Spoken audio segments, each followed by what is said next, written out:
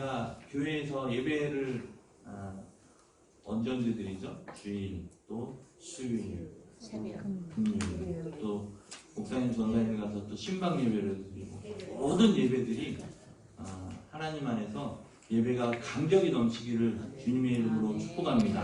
네. 하나님의 은혜를 입은 노아라는 제목으로 말씀 전할 때 여러분들이 은혜가 됐으면 좋겠습니다. 네. 오늘은 노아에 대해서 얘기를 하게 되는데요. 노아 당시의 그 상황을 우리가 알 필요가 있습니다. 오늘 5절 말씀에 보면 뭐라고 되어 있냐면 이제 죄악이 세상에 가득하다고 말씀합니다. 예수님은요, 그 가장 죄악이 많았던 시대를 노아의 시대였다고 예수님께서는 누가복음 17장 27절에서 말씀하셨습니다. 같이 읽어볼게요. 시작. 노아가 방주에 들어가는 날까지 사람들이 먹고 마시고 장가들고 시집가더니 수가 나서 그들을 다 멸망시켰으며.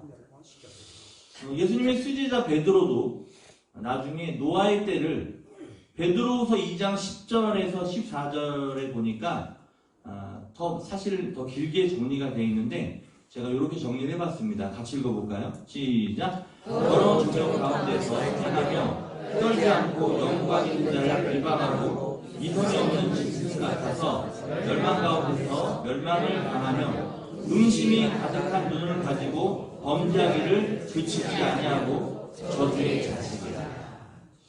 예수님께서 또 사도 베드로가 이렇게 성경에서 말씀하고 있는 거죠.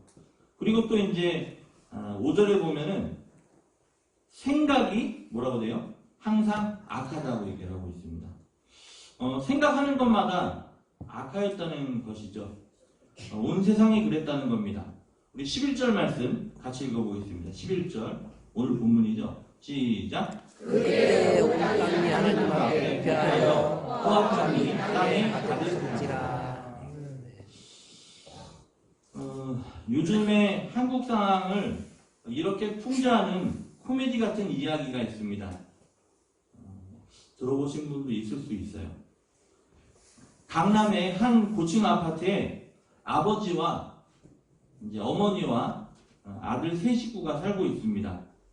근데 이 아들이 불량 청소년으로 공부는 않고 나쁜 일만 하고 다니는 것을 보다 못한 이 아버지가 야단을 쳤습니다. 그랬더니 이 아들이 애 죽어버리자 하고 그 고층 아파트에서 몇 층이든 나와 있지 않더라고요. 고층 아파트에서 창문 열고 뛰어내렸습니다. 이 모습을 본 외아들이거든요. 외아들이 창문에서 뛰어내리는 것을 본 어머니가 아들 없는 세상 살아서 무엇하냐 하면서 자기도 외치며 창문으로 같이 뛰어내렸습니다. 그러자 아버지도 나 혼자 살아서 뭐하냐 라고 외치면서 창문으로 같이 뛰어내렸습니다. 그런데 놀라운 일은 이 모두가 다 살았다는 거죠. 알고 보니 이 아들은 비행 청소년이라 고층 아파트에서 비행하였다는 거고요. 이 어머니는 날라리라 그도 날라다는 거고요. 또 아버지는 제비족이라 역시 날아서 다 3명 살았다는 그런 얘기입니다. 웃기는 코미디 같지만 한국의 제약성을 말하고 있는 내용이라고 할 수 있는 거죠. 물론 뭐 좋은 일도 많이 있습니다. 잘 알려지지 않아서 그렇죠. 근데 매스컴 때문에 그런지 모르겠지만 어디를 보아도 죄악 가운데 있다는 것을 볼 수 있어요. 우리는 이 땅 어디를 보아도 죄악으로 충만한 것을 가슴 아프게 생각해야 할 것입니다. 이에 대하여 하나님은 어떤 마음을 가지고 계셨을까요? 이같이 노아 시대는 죄악이 관영하였고 또 생각이 모두 악하였습니다. 하나님은 이런 모습을 친히 보셨다는 거죠. 12절 말씀 함께 있습니다. 시작. 하나님이 보시기에 땅이 피하였으니 이 땅에서도 혈육인 자의 행위가 죄악이었더라.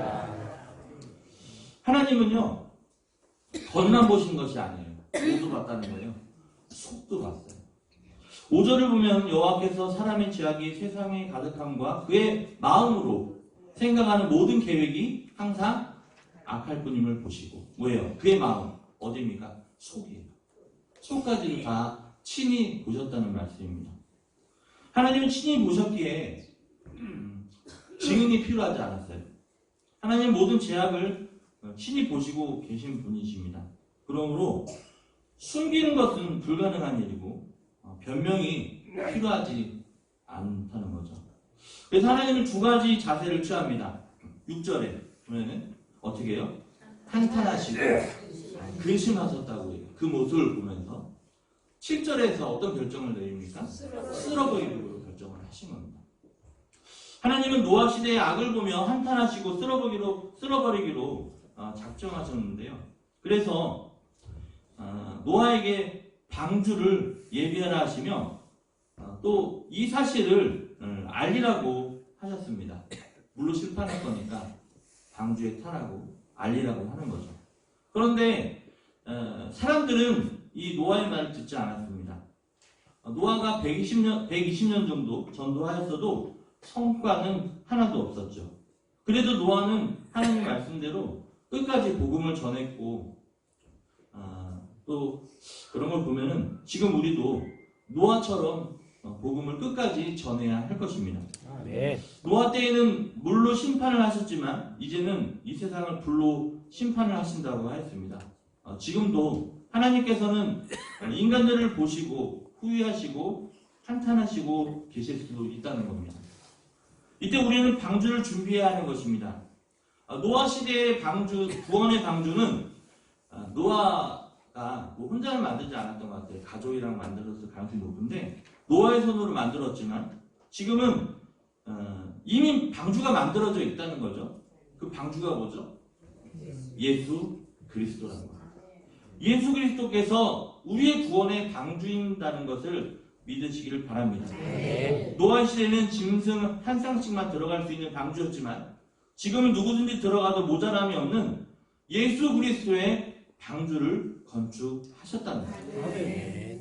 하나님께서는 죄악 가운데 거하는 사람들을 보시고 이제 불로 심판하시겠지만 예수 그리스도를 믿는 자들을 구원하시기 위하여 방주를 예비하신 것입니다.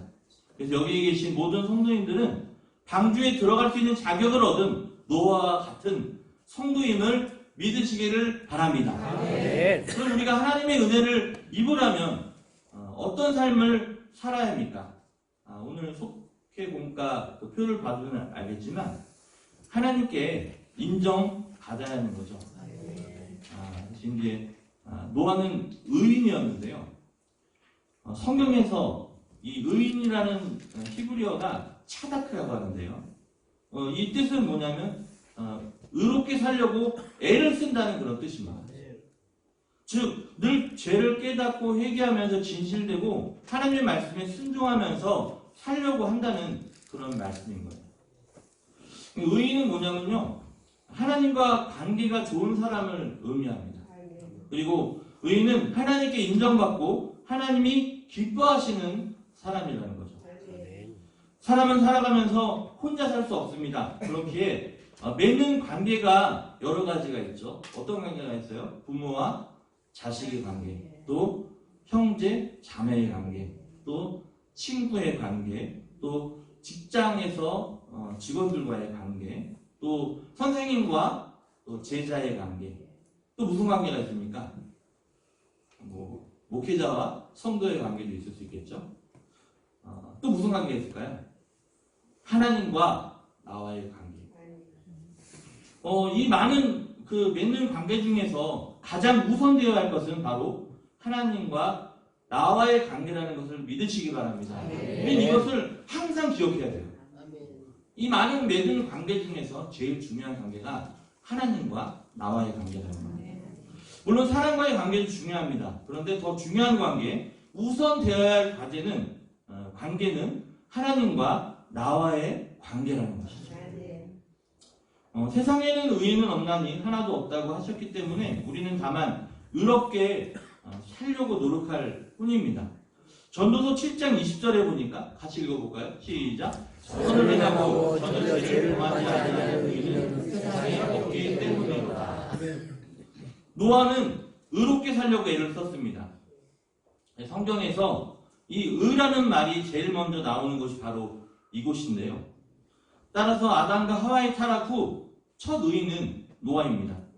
이 노아는 악한 세대 속에서도 회개하며 살고 하나님의 뜻대로 살려고 노력한 사람입니다. 사랑하는 여러분들도 하나님께 인정받는 삶을 살아가시기를 주님의 이름으로 축복합니다. 네. 두 번째는 이제 완전한 자가 되어야 된다는 건데요. 이 완전하다는 말은 죄가 없다는 뜻이 아니라 성실하다는 뜻입니다. 노아는 성실하였습니다. 잠언 28장 18절 말씀 같이 읽어볼게요. 시작. 성실해야 하는 자는 구원을 얻을 것이나 굽은 길로 행하는 자는 곧 넘어지리라. 그 세계적인 철학자 아실 거예요. 쇼펜하우라고 들어봤을 겁니다. 쇼펜하우가 어느 날 어둠이 깔리고 있는 공원 벤치에 앉아 있었는데요. 그때 공원지기가 와서 문을 닫으라고 하면서 물었습니다. 쇼펜하우한테 물어본 거죠. 어디서 오셨습니까? 그것을 몰라서 이러고 있습니다. 라고 대답했어요. 그러면 당신은 누구십니까? 물어보는데 쇼펜하우는 나는 내가 누구인지 몰라서 이러고 있습니다.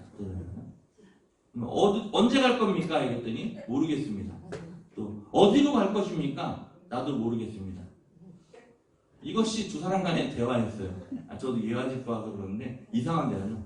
근데 이후에 쇼펜하우는 이런 말을 해요. 인간은 항상 세 가지 질문을 하면서 살아야 한다고 얘기합니다. 세 가지 질문. 그러니까 항상 이런 세 가지 질문을 해야 되는 거예요. 첫 번째는 인간은 뭐예요? 왜 태어났는가? 네, 왜 태어났는가? 그리고 두 번째는 인간은 어떻게 살아가야 하는가? 그 세 번째는요? 인간은 죽으면 어디로 갈 것인가? 이것을 항상 생각해야 된다는 얘기죠. 이렇게 살아갈 때 성실한 삶을 살아갈 수 있다고 쇼펜하우는 말을 했습니다. 더 중요한 건 여기입니다. 우리는 왜 태어났습니까?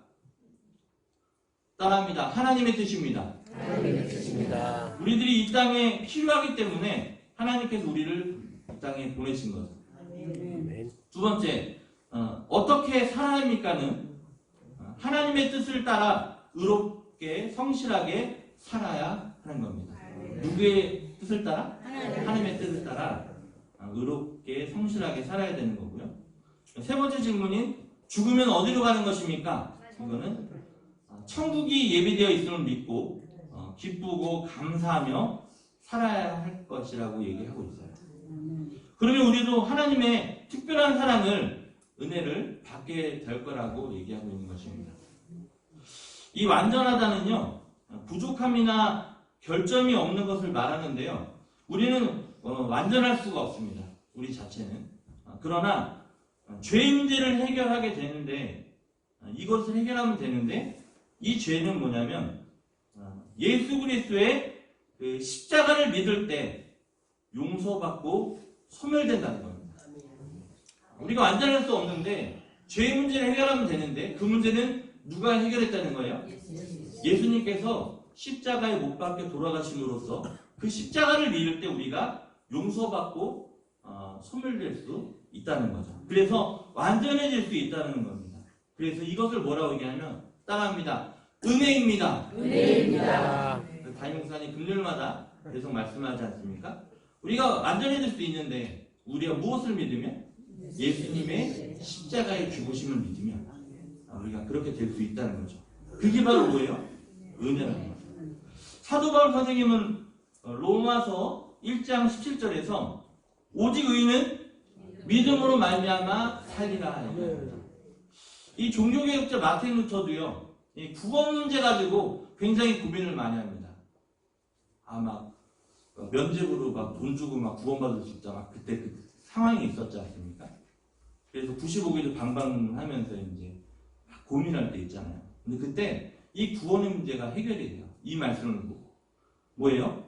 구원은 뭐에 있는 거예요? 믿음으로 간다. 알게 되는 거예요. 예수 그리스도의 십자가를 믿을 때 용서받고 소멸되는 동시에 의인이 될 수 있는 것입니다. 이것이 은혜인 거예요. 받을 자격이 없는데 주시는 거죠. 은혜 아니면 살아갈 수가 없네. 호흡마저도 다 주의 것이니 세상 평안과 위로 내게 없어도 예수 오직 예수뿐이네. 크신 계획 다 볼 수도 없고 작은 고난에 지쳐도 주께 묶인 나의 모든 삶 버티고 견디게 하시네. 우리는 은혜 아니면 살아갈 수 없다는 거죠. 나의 모든 것이 다 주께 맡겼다는 겁니다. 아멘. 참된 평안과 위로를 주시는 분 누구예요? 오직 예수뿐이라는 것을 믿으시기 바랍니다.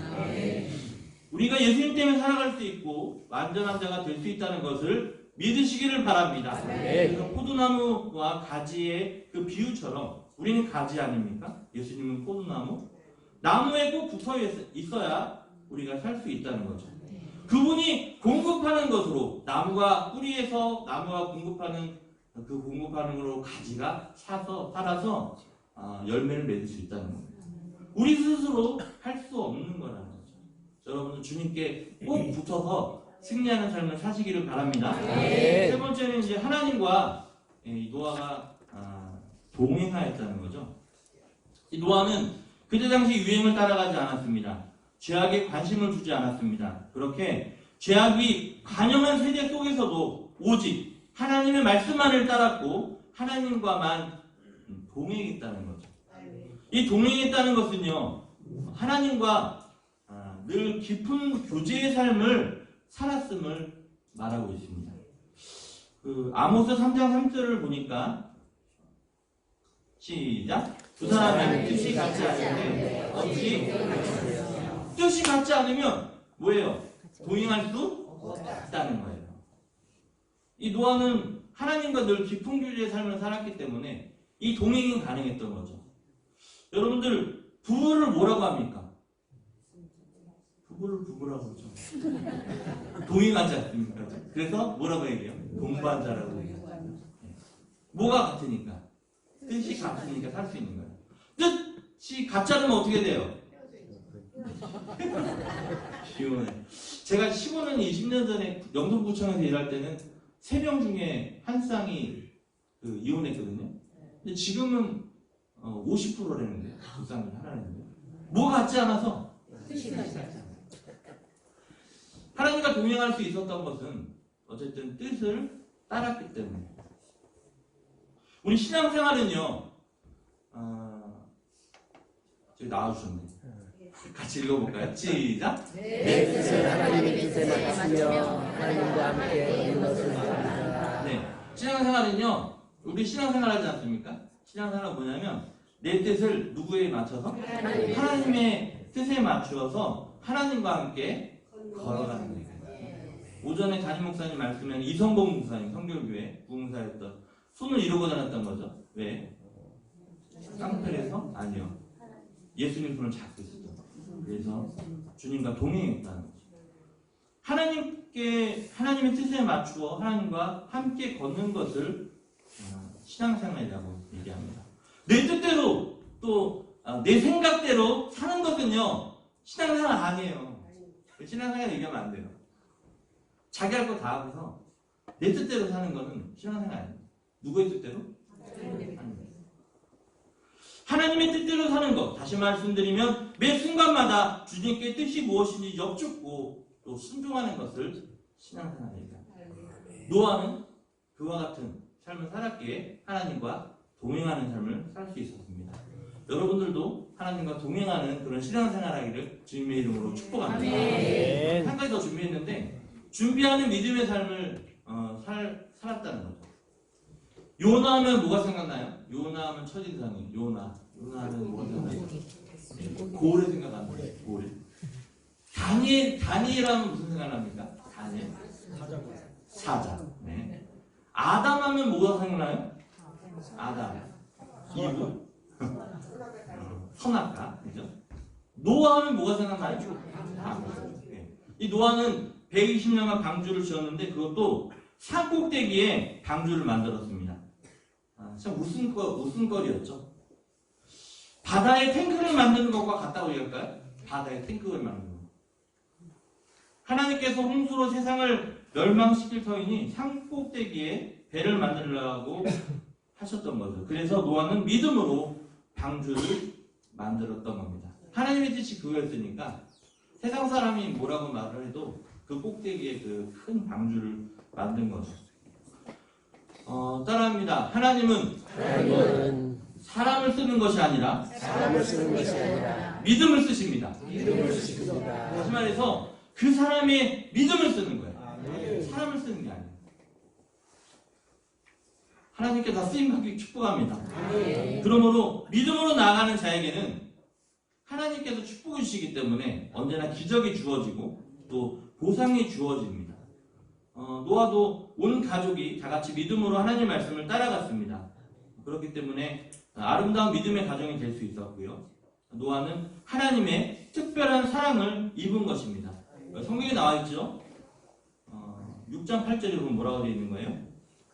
그러나 노아는 여호와께 은혜를 입었다. 거기 노아의 자리에 여러분들 이름 한번 넣어볼게요. 시작. 그러나 박유한 목사는 여호와께 은혜를 입었다. 이런 믿음으로 사시기를 축복합니다.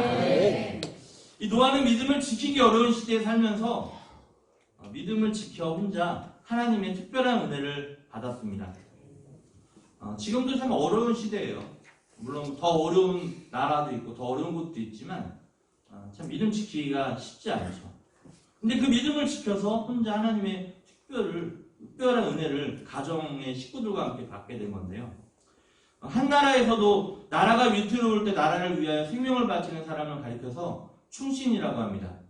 노아는 모든 사람들이 죄악으로 물을 마시려 할 때, 관영할 때, 죄악에서 관영할 때 오직 혼자만이 믿음을 지킴으로 하나님께 충신이 되었던 것이죠.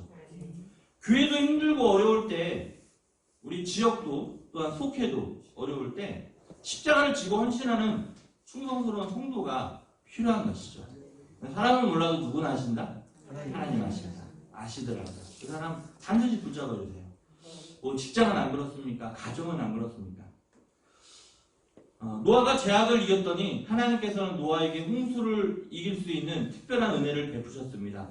노아는 죄악 가운데서 혼자 믿음으로 살았더니 모든 사람이 물로 심판받고 죽었을 때 그 가족만이 살게 만들어 주셨습니다.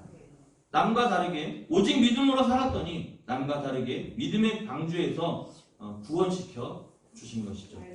로마서 1장 17절 말씀처럼 오직 의인은 믿음으로 살리라. 말씀 한 구절을 좀 더 찾아보겠는데요. 에베소서 2장 8절 말씀 같이 한번 읽어볼게요. 시작. 너희는 그 은혜에 의하여 믿음으로 말미암아 구원을 받았으니 이것은 너희에게서 난 것이 아니라 하나님의 선물이라. 너무 중요한 말씀인데요. 다시 한번 읽어볼게요. 시작. 너희는 그 은혜에 의하여 믿음으로 말미암아 구원을 받았으니 이것은 너희에게서 난 것이 아니라 하나님의 선물이라. 우리에게 주신 그 은혜를 믿으면 구원받는 것이죠. 예수님께서 십자가에서 돌아가신 것, 또 부활하신 것, 또 죽은 자도 살리신 것, 물 위를 걸으신 예수님, 물이 포도주로 변하게 하신 예수님, 또 마리아가 성령으로 잉태된 것, 여러분 믿으십니까? 이거 어떻게 믿어져요? 이 마리아가 그 남자와 관계를 안 했는데 어떻게 아기가 만들어요? 이거 믿어진다고 지금 그러잖아요. 세상 사람들한테 물어보세요. 그게 이게 은혜인 거죠. 하나님께서 모세를 사용하여서 홍해바다를 가르시고 날마다 만나 매출하기로 이스라엘을 먹이시고 또 엘리야가 기도하여 갈멜산에 불을 내리신다. 그 하나님. 이것도 믿어지시나요? 이 은혜입니다. 사실 제가 이번 주 유비스 병원 설교하면서 좀 간증을 했었거든요. 한 30분 정도 했어요. 보통 가면 30분에 설교 끝내는데 그날은 거의 한 50분, 1시간을 한 것 같아요. 간증을. 근데 지금 이 시간에 간증하면 싫어할 것 같아요. 지금 벌써 40분인데 싫어할 것 같은데 근데 간단하게 말씀드리면 저의 간증이에요. 한 5분만 할게요. 이제 사실 아버지가 돌아가실 뻔했어요. 한 달 전에 한 50일 전인가요? 중환자실에서 오늘 밤에 돌아가실 것 같으니까 와라. 그래서 이제 밤에 토요일 날 밤에 11시 넘게 이제 중환자실 간 거였어요. 가가지고 의사 말로는 이분 지금 콩팥 기능이 제로라서 투석을 했는데 이 피가 안 바뀐대요. 보통 투석하면은 우리 성도님들 중에서도 투석하시는 분도 있거든요. 피가 뭐예요? 바뀌어야 되잖아요.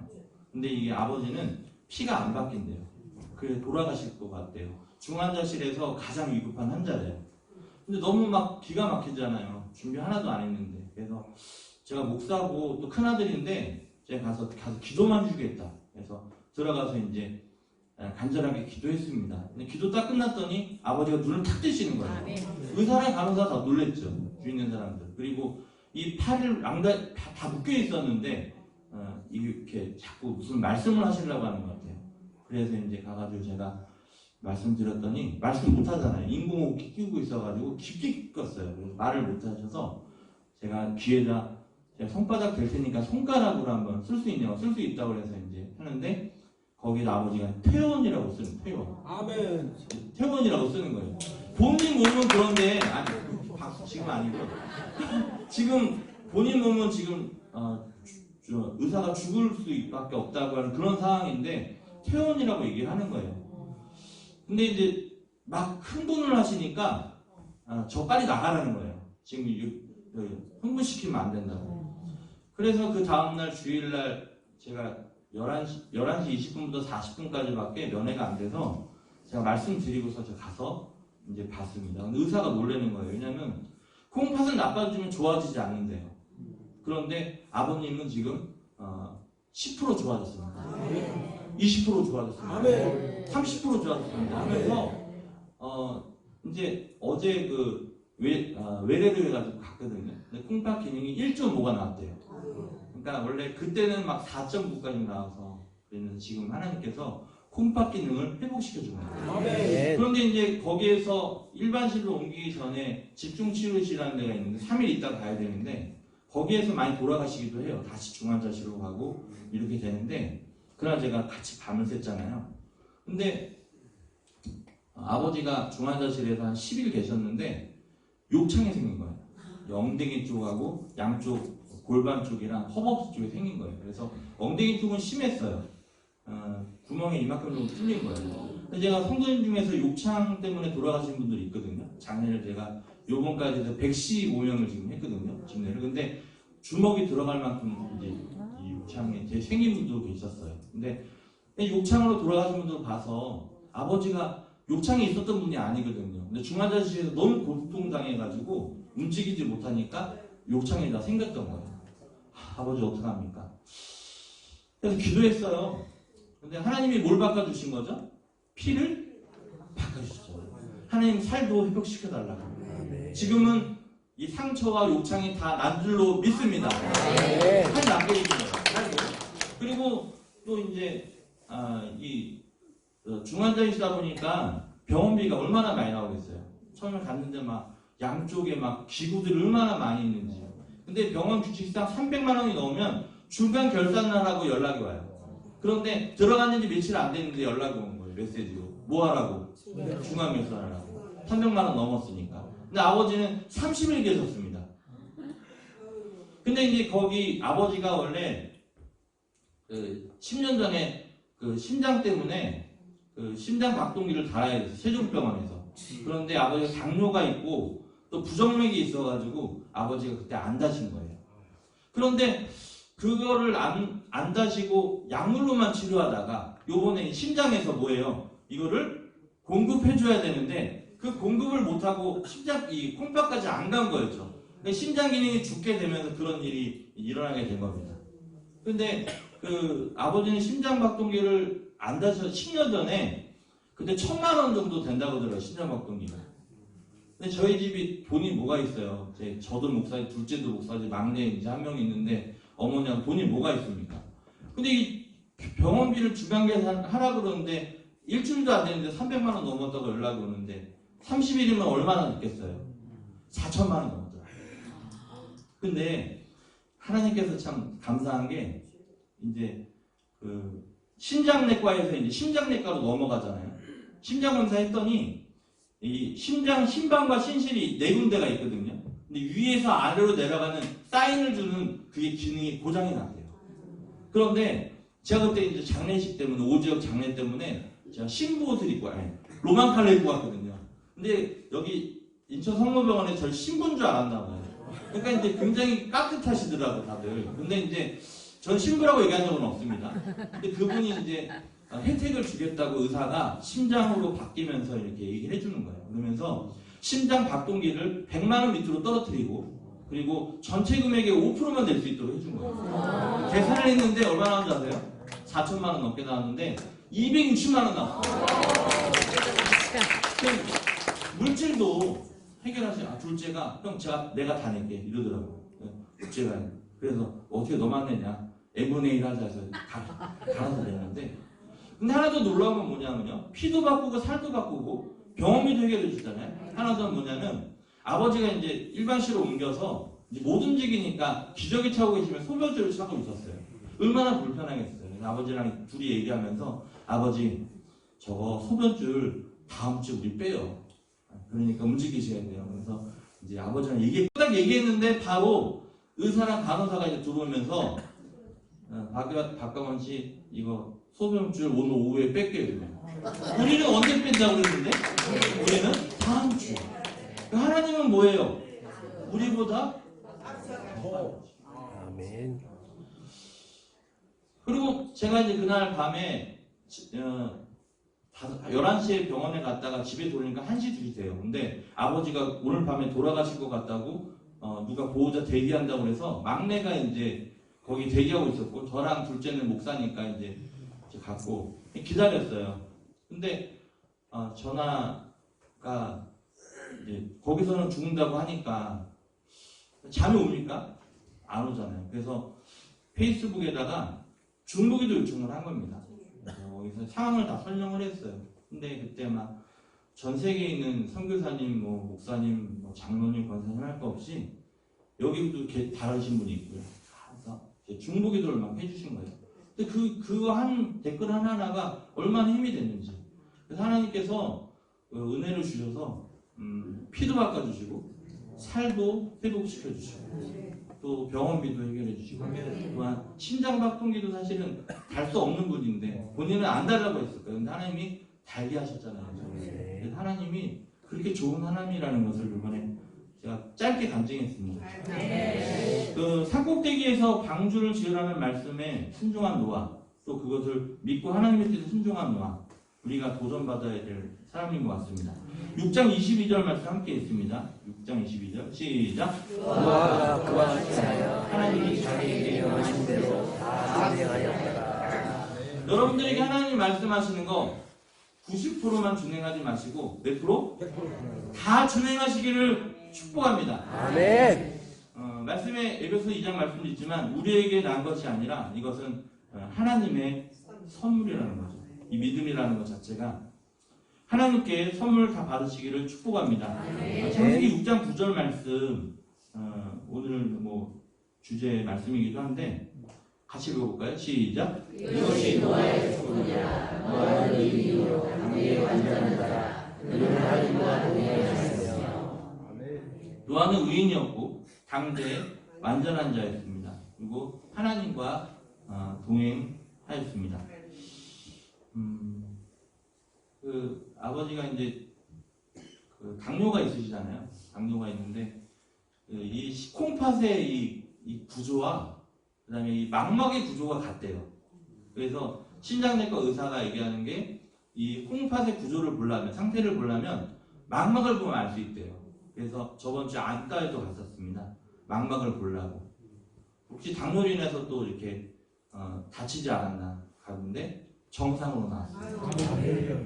지금 아버지가 성경을 200독을 읽었었는데 지금 300독을 읽어 나가기 시작하셨습니다. 그리고 매일 10시부터 12시까지는 박연 목사 아들을 위해서 항상 기도했다고 얘기하시더라고요. 그래서 이번에 그 하나님의 은혜를 더 깨달았고 또 살아서 움직이시고 그와 같은 역사를 하고 있다는 것. 물론 뭐 지금도 제가 팔적에 장례하신 분 아직도 살아계신 분이 있어요. 6년 전에 제가 그 장례했던 그 장례를 인종 예배를 드렸어요. 그러니까 인종 전 예배를 가족들 다 모여서. 근데 지금도 살아계세요. 이런 분도 계시는데 어쨌든 뭐 하나님이 다 하시는 거니까요. 근데 이제 우리가 오늘 말씀 보면서 여러분들에게도 이와 같은 은혜가 있기를 축복합니다. 9절 말씀에 그 노아라는 자리에 여러분들의 이름을 넣어서 함께 읽고 말씀을 마치도록 하겠습니다. 시작. 이것은 가변 목사의 조건이라. 가변 목사는 의인이요 당대의 완전한 자라. 그는 하나님과 의인하였으며 그와 같이 되기를 축복합니다. 여러분 후대가 그것을 보면서 여호와를 자랑하는 하나님의 은혜를 자랑하는 그런 복된 믿음의 가정, 믿음의 명품 가정이 되기를 주님의 이름으로 축복합니다. 지금 할아버지가요 새벽기도 작정하고서 그 자리에 앉아서 막 기도하시고 거기에 막 광명이 비치고 막 이런 하나님 기도하셨던 뭐 이렇게 그 믿음의 자랑들 있지 않습니까? 그런 자랑들이 여러분들 후대에 여러분들 때에 이루어지기를 다시 한번 부탁드리고 노아처럼 믿음으로 승리하는 삶을 사시기를 축복합니다. 오직 의인은 믿음으로 살리라. 이 찬양 같이 좀 했으면 좋겠는데요. 세상 흔들리고 사람들은 변하여도 나는 주를 섬기리.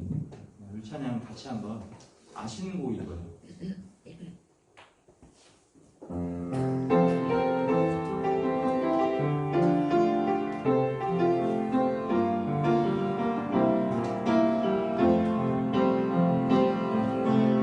세상은 들리고 사람들은 변하여도 나는 주를 섬기리. 주님의 사랑은 영원히 변하지 않네. 나는 주를 신뢰. 믿음 흔들리고 사람들 주를 떠나도 나는 주를 섬기리. 주님의 나라는 영원히 쇠하지 않네. 나는 주를 신뢰. 두 손 들고 찬양합니다. 오직 믿음으로. 오직 믿음으로 내가 살리라.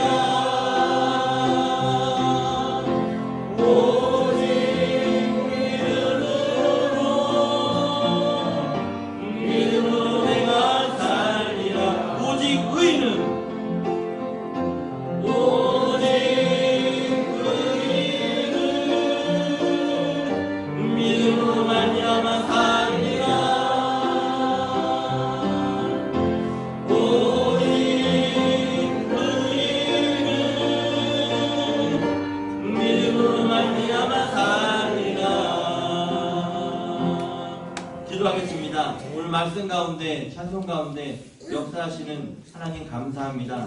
우리를 택하셔서 또 지금까지 인도하시고 또 2020년을 살아가는 우리들에게 오직 믿음으로 승리하는 삶을 살아갈 수 있도록 도와주시옵소서.